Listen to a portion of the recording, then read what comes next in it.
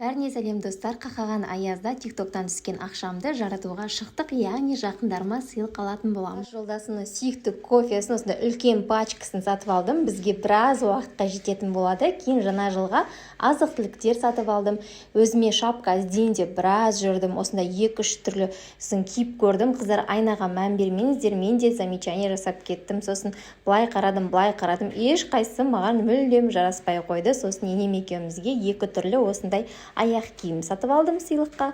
Одан кейін үлкен ұлыма осындай планшет алдым. Именно бізде осы түрі жоқ болатын.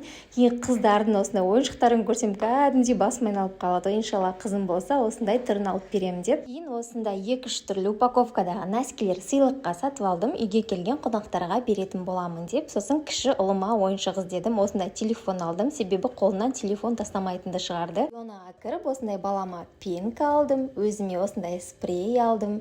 Бетке жағатын мусс, сабын және де енем екеумізге осындай крем алдым.